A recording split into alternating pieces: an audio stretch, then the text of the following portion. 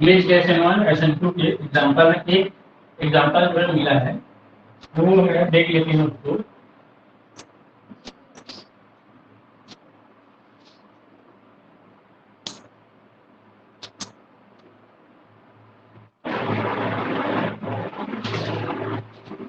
ये दिया हुआ है, यहाँ से जुड़ा हुआ है y और यहाँ से जुड़ा हुआ है x।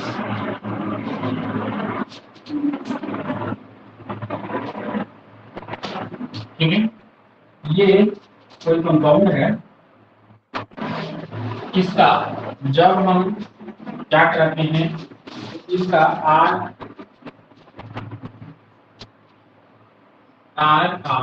एन एच के साथ, सेकेंडरी एमिन के साथ इसका जब हम रिएक्शन कराते हैं तो रिएक्शन कराने पर हमको ये प्राप्त होता है।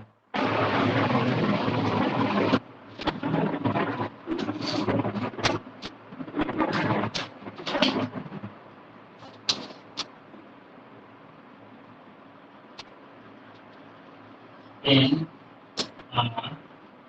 आर इससे जुड़ा हुआ ए और यहाँ से जुड़ा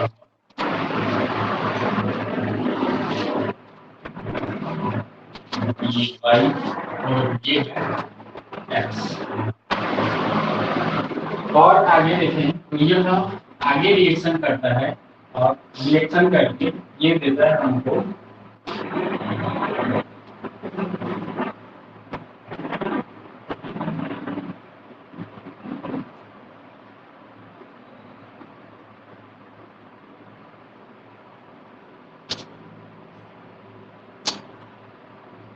वाई एक्स। ये और यहाँ से जुड़ा रहेगा आर डेस और आर, ये आर डेस और ठीक है।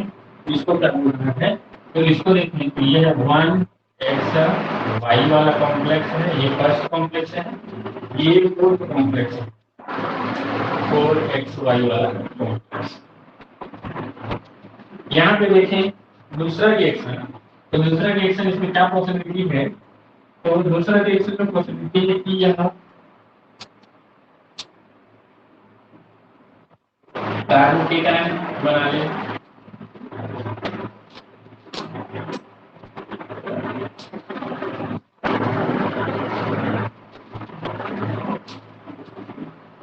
नेक्स्ट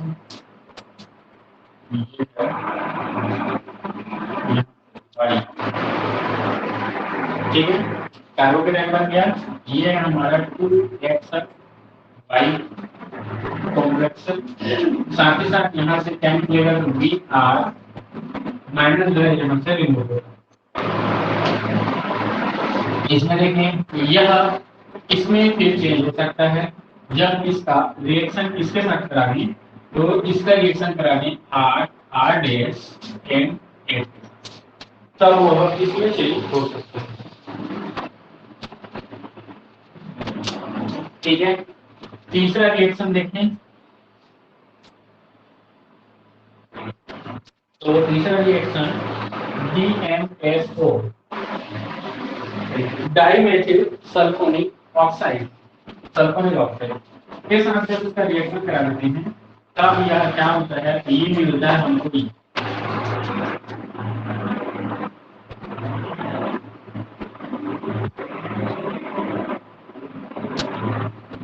बाई और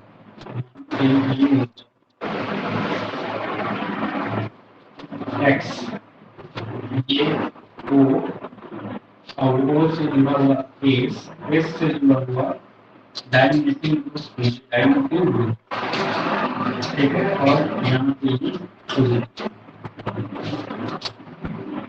ये है हमारा 3x देन इसका फिर से जब हम रिएक्शन कराते हैं एक्वस वर्कअप करते हैं, एक्वस वर्कअप मतलब वाटर के साथ इससे रिएक्शन कराने हैं, एक्वस मीडियम में इसका रिएक्शन कराएं तब एक्वस वर्कआउट करते हैं तब हमको यहाँ से मिलता है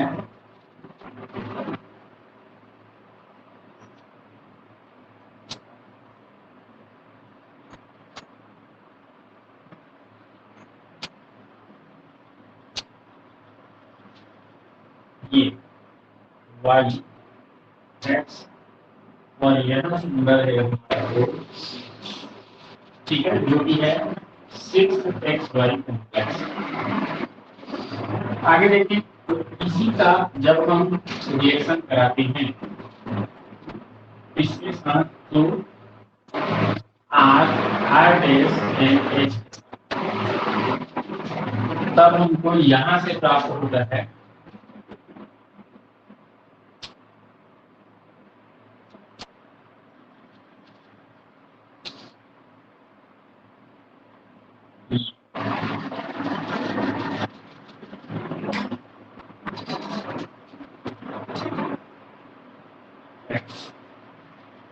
डबल जो होता है हमारा 5x। देखो ये सभी एक ही रिएक्शन जिसमें क्या होता है, तो SN1 SN2 मैग्नीशियम दोनों एक साथ होगा। तो देखिए इसमें सिंपल सा चीज, SN1 आइडेंटिफाई हो रहा है कहीं से, SN1 दिख रहा है कहीं पे, SN2 कहीं पे दिख रहा है, जो फर्स्ट दिख रहा है ना उसमें जो केट मतलब आयन जुड़ा है वो ये क्या है, ये SN1 रिएक्शन है, मैकेनिज्म है। ये SN2 होगा, ये वाला SN2 रिएक्शन, ठीक है। और उसके बाद देखो SN1 कौन सा है, SN1 होगा ये। और देखो सर तो SN1 तो 2 स्टेप में होता है ना, हाँ तो हाँ, इतना पढ़ लिए करके लोग पहचानना नहीं है। कार्बोकेटाइन जिसमें फॉर्म होगा वो SN1 रिएक्शन होगा, और कार्बोकेटाइन जिसमें फॉर्म नहीं होगा, डायरेक्ट वो प्रोडक्ट अगर बना दे रहा है तो वो होगा SN2।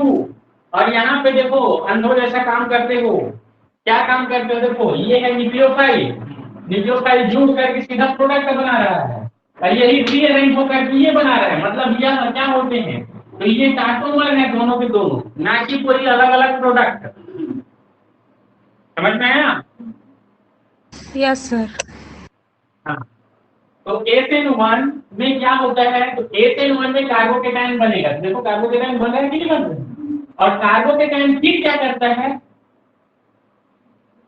फिर क्या करता है, न्यूक्लियोफाइल से रिएक्शन करेगा, और न्यूक्लियोफाइल से रिएक्शन करके क्या होगा, प्रोडक्ट का फॉर्मेशन करेगा, और प्रोडक्ट का फिर स्टेबलाइज होने के लिए वो इसमें आ जाता है। क्लियर है? तो ये होगा हमारा SN, ये होगा हमारा SN1, और ये होगा हमारा SN2। ठीक है, तो यहाँ पे सिंपल सी चीज देख सकते हैं कि यह दोनों रिएक्शन अगर एक साथ होता है, देखो रिएक्टेंट वही है, प्रोडक्ट भी वही है, तो ये क्या होगा, एक कंटेनर में होगा, एक कंटेनर में हम इसको डालेंगे और इसको डालेंगे, इसको DMSO को, और क्या है हमारा R डैश एंड H, क्या होता है सेकेंडरी एमिन, ठीक है। सेकेंडरी एमिन में बताया कि एग्जांपल तुम लोग को, यहाँ पे नाइट्रोजन पे क्या होगा, लोन पेयर, और वही लोन पेयर क्या होता है, क्या पता है लोन पेयर को न्यूक्लियोफाइल की तरह व्यवहार करेगा। क्लियर है? ऐसे ही इस पर देखो, ये है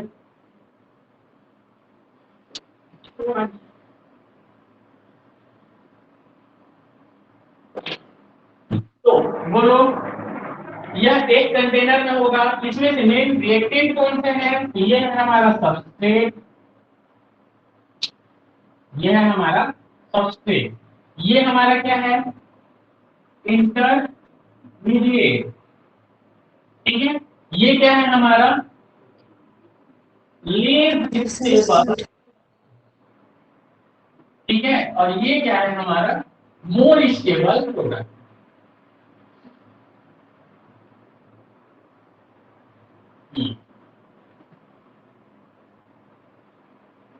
ठीक है, तीनों एग्जांपल हम जो तीन को पढ़े थे ना, सिमुलटेनियस वाला, सिमुलटेनियस में क्या था, तो आधा ये हो सकता है आधा ये हो सकता है, ऐसा देखे थे।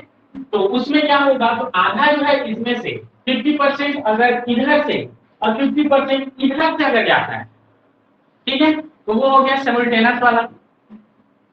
सिमुलटेनियस में लिखे थे ना, हाँ, तो वो हो गया। दूसरा देखो, दूसरे में बताए थे कि बॉर्डर लाइन बिहेवियर, तो बॉर्डर लाइन बिहेवियर में भी क्या था, तो 50-50 था, तो वो 50-50 में ये इधर से जाएगा, ये इधर से आएगा, ऐसा, ठीक है। और तीसरा उसने क्या देखे थे और कि अगर इसका SN1 अगर ज्यादा मात्रा में बन रहा है, मतलब यहाँ पे देखे थे जैसे इसके लिए K1 और इसके लिए देखे थे K2, तो यहाँ पे क्या बोल सकते हो, इसके में से पहला K1 is greater than K2, तो कौन सा रिएक्शन फॉलो होगा, K1 is greater than K2, तो क्या बनेगा देखो, 1xy रिएक्टेंट है, इससे बनेगा हमारा 2xy, और 2xy जो है वो चेंज होगा कितने, हाँ, तो ये है हमारा 3, ये वाला 3xy, ठीक है, हाँ 3, तो वो होगा कितने चेंज, तो 4xy, 4xy, क्लियर है। कंप्लीट रूप से बोलेंगे तो SN1 क्या होगा, रिएक्शन मैकेनिज्म, बोलो ये समझ में आया कि नहीं। इसी प्रकार से दूसरा देखें देखो तो K2 is greater than K1, बोलो K2 is greater than K1, तो क्या होगा, यहाँ पे इसको भी लिखिए R डैश N X, ठीक है, और ये होगा तब क्या होगा, 1xy इज क्या होगा, किसके साथ रिएक्शन करेगा, तो R डैश N X के साथ में रिएक्शन करेगा और क्या बना लेगा, ये तो कुछ नाम नहीं दिया है, तो फाइनल यही बनेगा, क्या बनेगा 4xy, कौन सा मैकेनिज्म हुआ ये, SN2 मैकेनिज्म, क्लियर है। तीसरा देखो K1 इक्वल टू K2, ठीक है, तो क्या होगा, K1 इक्वल टू K2 अगर रहा तो क्या होगा, क्या लिखोगे 50% ये 50% ये, तो किसके लिए लिखोगे 1K y is equal to 2xy और R डैश N X, ये हो गया, और ये हो गया 4xy होगा। और देखो इसको अगर यह 50% है, ये भी 1xy से चेंज होगा किसमें, तो R डैश N X, ये दोनों पैर वाला, और क्या है तो 4xy में डायरेक्ट चेंज होगा, और ये दोनों के दोनों क्या होंगे, बॉर्डर लाइन बिहेवियर, या फिर क्या बोले थे इसको, mixed SN1 and SN2 mechanism, बोलो ये चीज समझ में आया कि नहीं। अब देखो इसमें इतने का हमको काम था ऊपर वाले का, ये जो नीचे दिया हुआ है, ये नीचे दिया हुआ है, इसका कोई काम नहीं, क्यों काम नहीं है, देखो तो होता ये है कि हम लोग पढ़ कर रहे हैं, तो मिक्स्ड SN1 SN2 पढ़ रहे हैं, ये रिएक्शन यहाँ पे देखो सिर्फ यही एक ही साथ नहीं हो सकता, मतलब इतना वाला एक कंटेनर में नहीं हो सकता, उसको जब तक हम लोग DMFO डाइमेथिल सल्फोनिक ऑक्साइड जब तक हम नहीं देंगे वह इस रिएक्शन को होने देंगे। क्यों? क्योंकि देखो इसकी संख्या होती है कुछ, तो मान लो इसकी संख्या अगर 200 रहेगी इस सबस्ट्रेट की, ठीक है, तो इस सबस्ट्रेट की संख्या 200 है, तो उसमें से 200 के 200 ये दोनों रिएक्शन नहीं करेंगे, उसमें से सिर्फ कुछ जो है वो इन दोनों रिएक्शन को देंगे ऊपर वाले। क्लियर है? उसके बाद होगा क्या, बाकी बचे हुए जो है वह इसके द्वारा ये या ये प्रोडक्ट बनाएंगे या तो ये प्रोडक्ट। क्लियर है? तो ये कि कंप्लीट रूप से उसको रिएक्शन को कराने के लिए हम लोग यहाँ पे DMFO का यूज करते हैं। क्या बोले इसका? Dimethyl sulfonic oxide, dimethyl sulfonic oxide. ठीक है, इसका स्ट्रक्चर क्या होता है पता है? DMFO का एस रहता है, इससे जुड़ा हुआ CH3, इससे जुड़ा हुआ CH3 और ये डबल बॉन्ड O।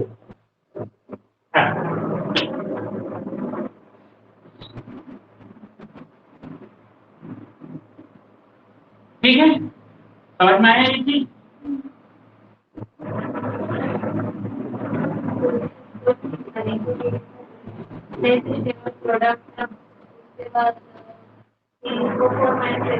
देखो लेट स्टेबल प्रोडक्ट बनता है उसको तुम जानते हो, लेकिन रिएक्शन में कभी लिखते हैं क्या?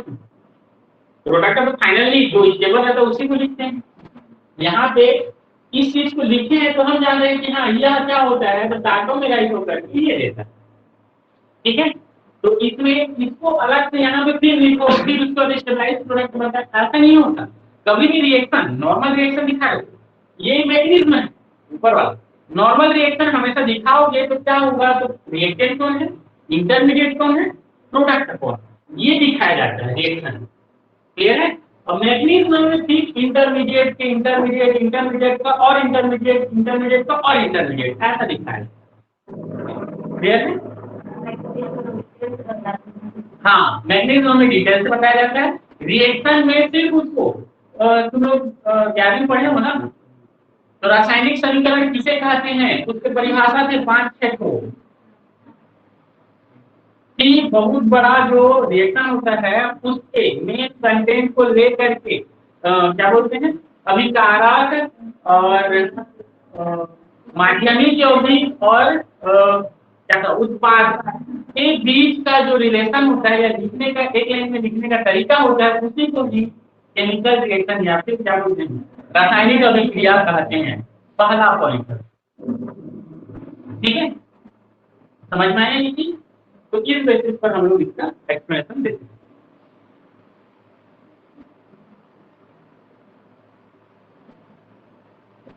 सुशीला समझ में आया?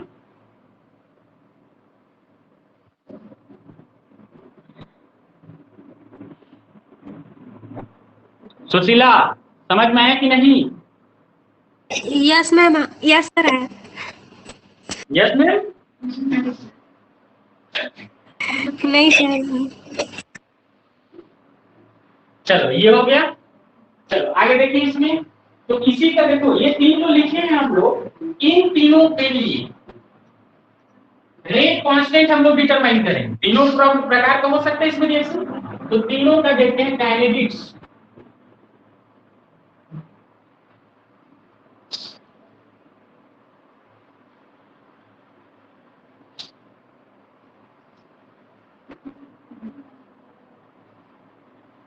अब तो इसको लिखने के लिए हम लोग क्या करेंगे,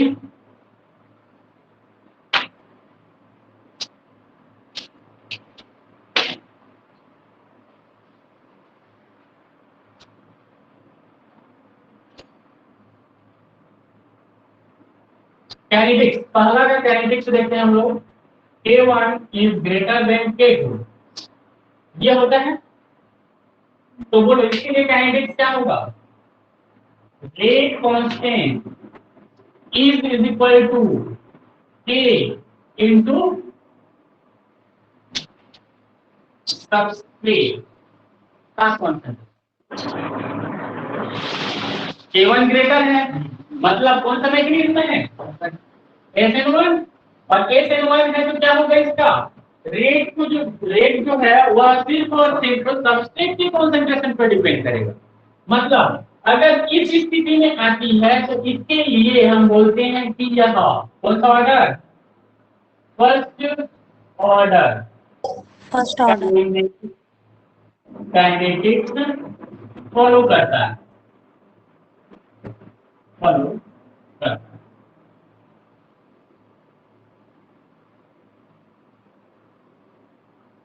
ठीक है ये चीज। आगे देखो K1 is smaller than K2। देखो तो K1 is smaller than K2, कौन सा ऑर्डर फॉलो करेगा SN2 का, और SN2 में क्या होगा रेट सबस्ट्रेट और किस पर सबस्ट्रेट एंड न्यूक्लियोटाइड दोनों के कंसंट्रेशन पर यह डिपेंड। ठीक है, तीसरा बोलो, तीसरा का क्या होगा A1 is equal to K2। सबके कंडीशन में ये क्या हो गया, ये हो गया मिक्स्ड SN1 एंड SN2। तो यह क्या फॉलो करेगा, तो इसके लिए रेट देखेंगे तो देखो rate is equal to the concentration of substrate into nucleophile. ये देखो इसमें तो गड़बड़ कर दी, इसको सिखा दे रहा हूं 1 और ये 2, ये 2 1 लिखे थे इसके बेसिस पर, मतलब यहाँ पे रिएक्शन दिए उसके बेसिस पर इसको 2 लिखे थे SN2 को, ये हो गया देन प्लस SN1 भी है इसमें, तो क्या लिखोगे K1 into concentration of substrate, ये होगा इसका रेट।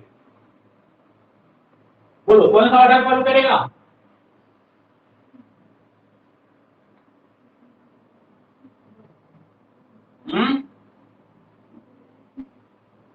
इसको लिखना भूल गए, ये होता है सेकेंड ऑर्डर काइनेटिक्स बोलो, और ये बोलो बोलो कितना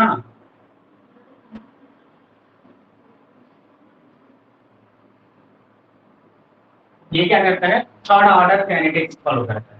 ठीक है, अब इसको लिख कैसे सकते हैं, तो ऐसा भी लिखा जा सकता है, देखो तो इसको लिखते हैं हम लोग ऐसा rate is equal to K1 K2 in the concentration of substrate का स्क्वायर इनटू न्यूक्लियोफाइल।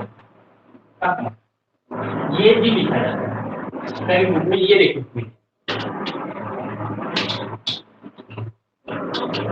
ठीक है। कॉन्सेंट्रेशन हमेशा मल्टीप्लिकेटिव प्रॉपर्टीज होती है, ठीक है, तो मल्टीप्लिकेटिव नहीं एडिटिव नहीं है, तो इसको ऐसे लिखेंगे इज इक्वल टू न्यूक्लियोफाइल को पहले लिख देता हूं और 2 सबस्ट्रेट ऐसे,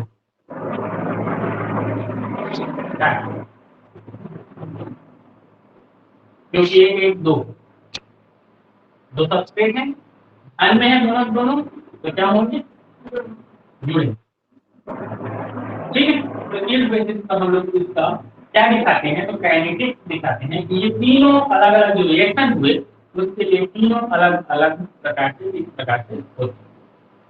ठीक है, ये देखो ये वाला है इसका, ये वाला है इसका, और ये वाला है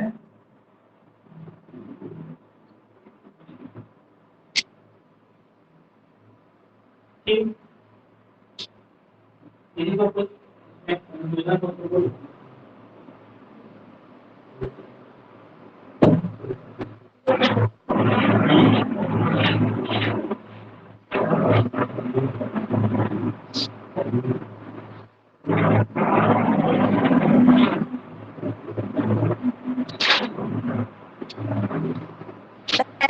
कितने होते हैं?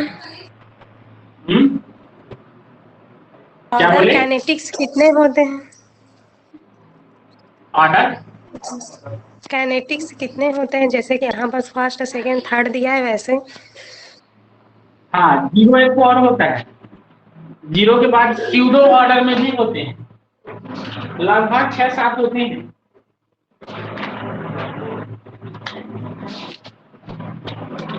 6-7 ऑर्डर होंगे।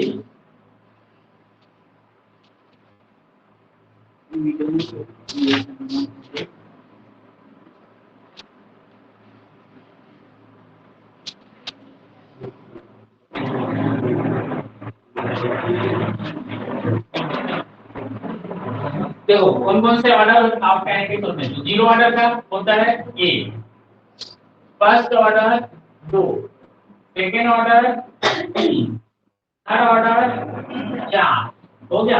अब यहाँ पे लिखते हैं हम लोग pseudo, pseudo zero order 5, pseudo first order 6, pseudo second order 7 और स्यूडो थर्ड ऑर्डर 8। टोटल मिलाकर के 8 इसमें होते हैं काइनेटिक्स।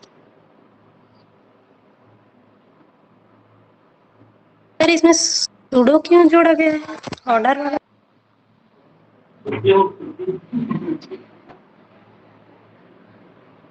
हाँ, क्या बोल रहे हैं वो? क्या बोल रहे थर्ड थे? ऑर्डर के बाद में जो सूडो लिखा है उसको क्यों ऐड किया गया है, क्या बता रहे हैं वो? वो क्या बता रहे हैं, जब पढ़ेंगे तब जी उसको सर। पढ़ेंगे डिटेल में। जब आएगा ना फिजिकल ऑर्गेनिक केमिस्ट्री तुम लोग का थर्ड सेम में, तब उसको पढ़ना सीडो ऑर्डर क्या होता है उस चीज। ठीक है,